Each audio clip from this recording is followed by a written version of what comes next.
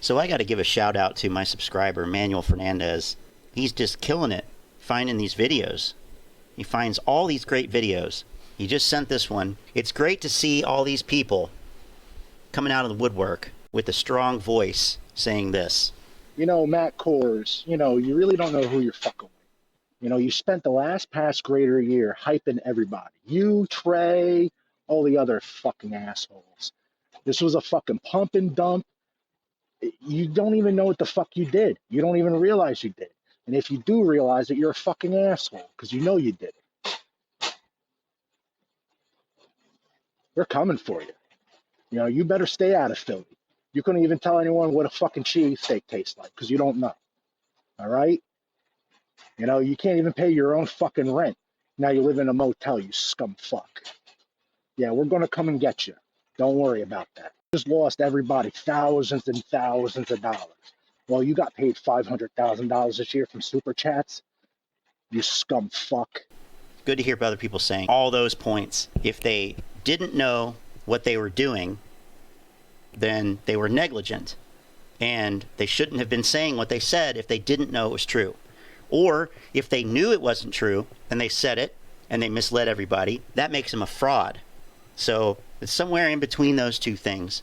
Either way, they're assholes who've caused people to lose a lot of money. And the apes will sit there and say, oh, but it's going to squeeze, it's going to squeeze. No, because all of the DD that you have been fed, literally all of it, is nonsense. I have a video talking about short volume and why that's bullshit. And check this Reddit post out. Cancel Lou on demand. Downvote me if you want. I think Lou is a risk to the community and movement. His price predictions are misleading, constantly changing, and goes against our soft rule of no predictions.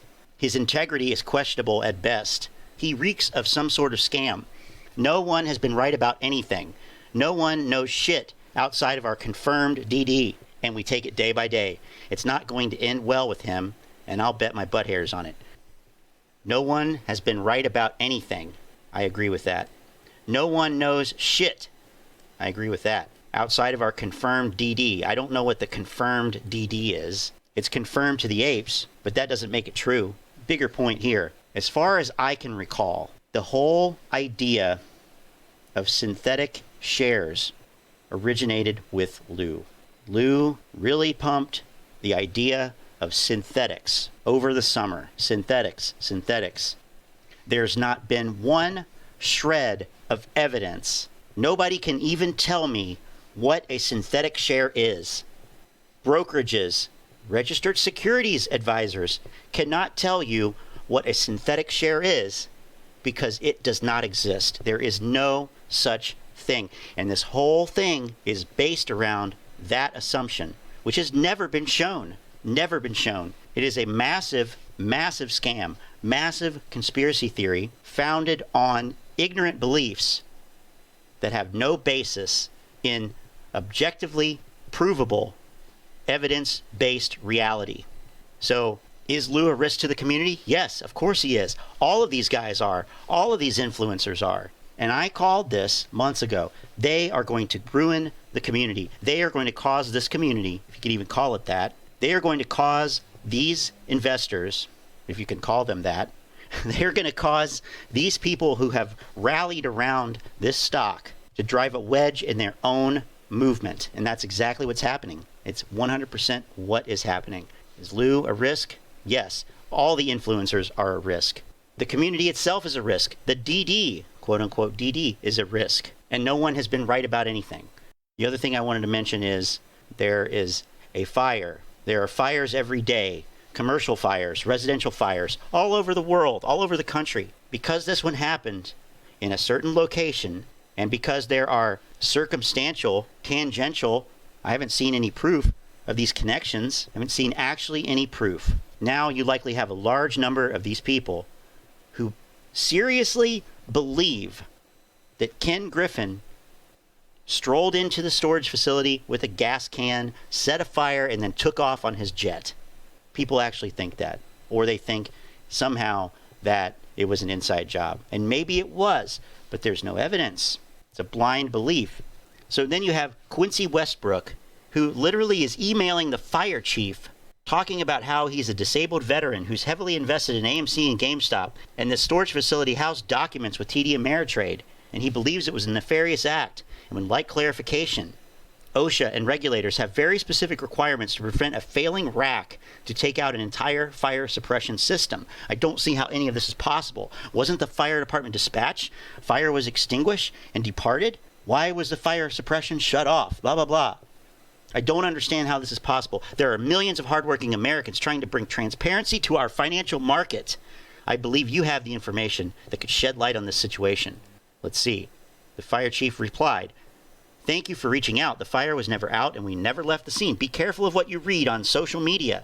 The rack started failing within 15 minutes of crews entering the building to attack the fire.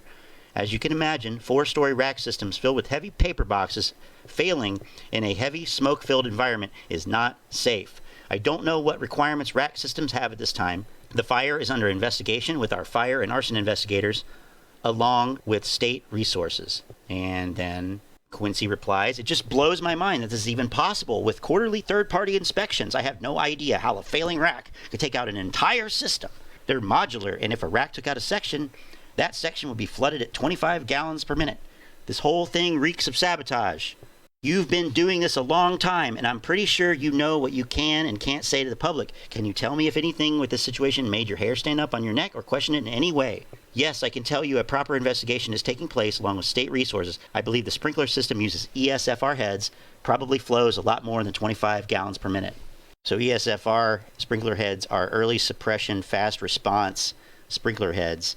And this one, for example, made by Tyco, shows the diagram here. This particular one is 25.2 gallons per minute, temperature rating of 165. So it's actually kind of interesting how this works here. So right in here, number 6 is this link. It's made out of nickel and it's soldered together to hold this assembly together. So when it detects heat, it heats up and melts the solder and it breaks that connection and lets this thing basically open the valve and it starts spraying water out. But this is just one model, and these things are heavily regulated. So anyway, that's what ESFR is, early suppression fast response. So they're designed to activate at relatively lower temperatures. So that's all we have. It's amazing to me that this guy thought that he could email the chief and that he would actually disclose the information, and goes into this whole sob story about millions of hardworking Americans trying to bring transparency to the market based on a rumor, based on no facts. It's ridiculous. Ridiculous. You see a lot of posts about that. Damn, they make us sound like QAnon. Well, that's because you do sound like QAnon. And speaking of Gasparino, I'll end with this tweet up here.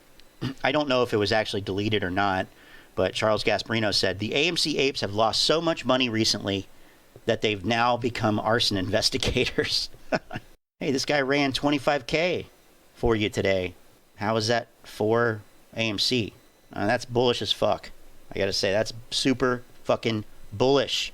Wow. So here's a little fact checking. So, of course, it's good that everybody jumped to a conclusion on this. Not the same Citadel. Citadel Information Management was founded in 1985 by Paul Swinson. Ken Griffin would have been 17 years old. Citadel Securities was founded in 2001. Citadel Investment Group was founded in 1990. Yes, of course. It's different. Different Citadel. There actually are different things named Citadel. So, anyway.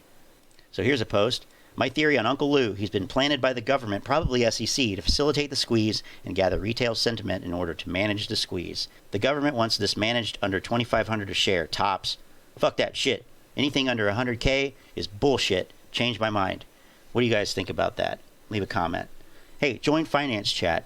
The link's down in the description. We've got some good conversations going on over there if you like the kind of stuff we're doing here.